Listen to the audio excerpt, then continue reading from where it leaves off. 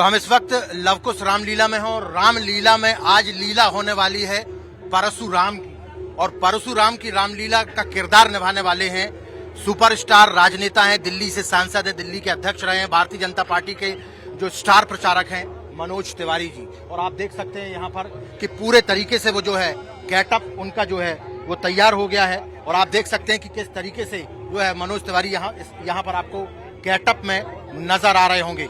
मैं एक बार अपने वीडियो से बोलूंगा, अब बात से कि एक बार पूरा पैर से लेकर सर तक का एक बार जो गेटअप है वो एक बार दिखाएं कि किस तरीके से गेटअप में है।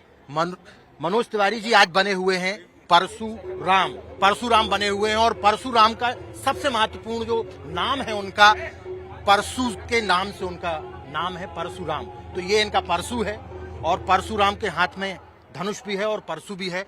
सबसे पहले क्या कहना चाहेंगे इस परशुराम के गेटअप से, क्या मैसेज देना चाहेंगे पूरी दुनिया को, पूरे देश को?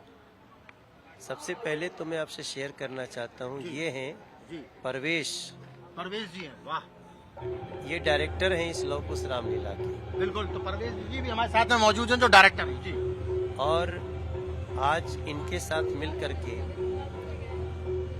लवकुश की लीला में भगवान परशुराम के प्रति जो साजिश फैलाई गई कि परशुराम क्षत्रियों के द्रोही थे, आज हम उसका संशोधन कर रहे हैं। और मेरा विश्वास है आपके टाइम्स नाउ के जरिए पूरे देश की रामलीलाएं आज जो हम करेंगे उसको वो जरूर शायद फॉलो करें, क्योंकि जो साजिश किया गया हम उस साजिश को आज तोड़ रहे हैं। कभी भी परशुराम क्षत्रिय द्रोही नहीं थे। अगर वो क्षत्रिय द्रोही होते तो जनक जी के घर में धनुष कैसे रखा जाता? अगर वो क्षत्रिय द्रोही होते तो दशरथ जी के पुत्र राम लक्ष्मण को आशीर्वाद क्यों देते? अगर वो क्षत्रिय द्रोही होते तो भगवान राम के चरणों में कैसे गिर जाते?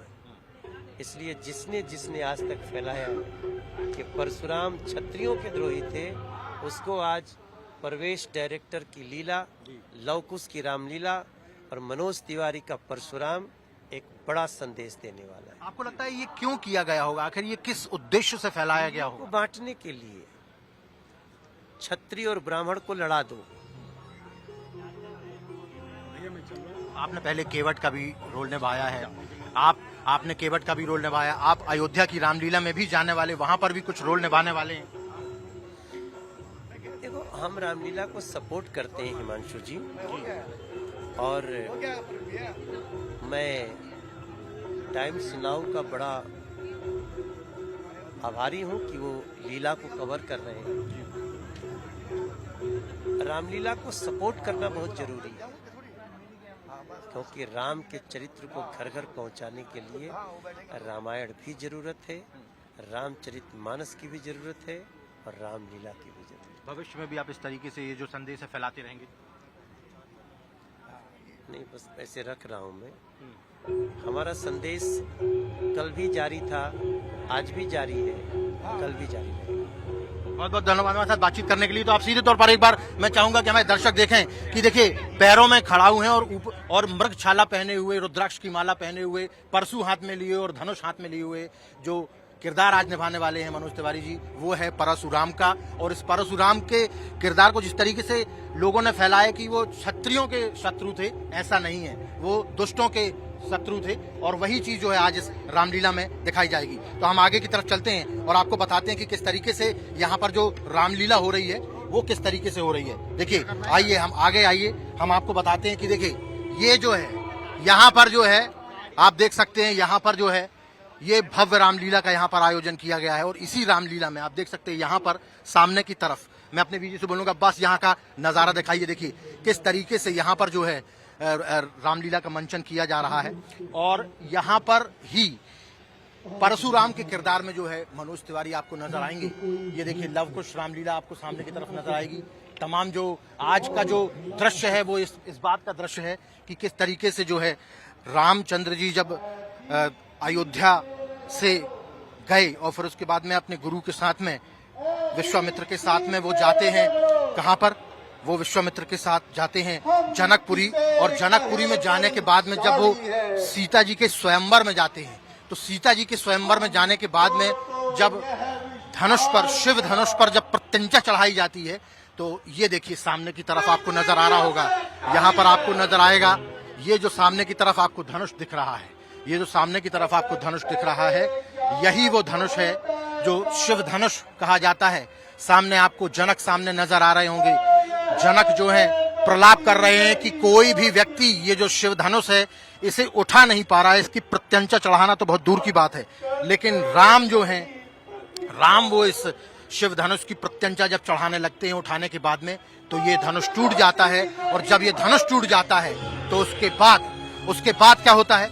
उसके बाद में परशुराम वहां पर आ जाते हैं क्रोधित होकर कि आखिर वो कौन है जिसने शिव द्रोह किया है, जिसने शिव के धनुष को तोड़ दिया है। तब राम और परशुराम का मिलाप होता है, और आज मनोज तिवारी ने यही बताने की कोशिश की है कि परशुराम का जो व्यक्तित्व है उसको बदनाम करने की, हिंदुओं को जातियों में बांटने की कोशिश की, हिंदुओं में फूट डालने की कोशिश की, उनको कहा गया कि वो क्षत्रियों के शत्रु थे, क्षत्रियों को उन्होंने क्षत्रि विहीन कर दी थी पृथ्वी को, लेकिन ऐसा नहीं, उन्होंने शत्रु विहीन कर दिया था पृथ्वी को। 17 बार उन्होंने पूरी पृथ्वी से शत्रुओं को, दुराचारियों को नष्ट कर दिया था, उस पृथ्वी को मुक्त कर दिया था उनसे, लेकिन लोगों ने कालांतर में इसे धीरे धीरे परिवर्तित कर दिया और क्षत्रिय विरोधी कहीं न कहीं परशुराम को बताने की कोशिश की गई। लेकिन आज मनोज तिवारी ने सीधा संदेश देने की कोशिश की है कि वास्तव में परशुराम का जो कैरेक्टर है वो जो शत्रु हैं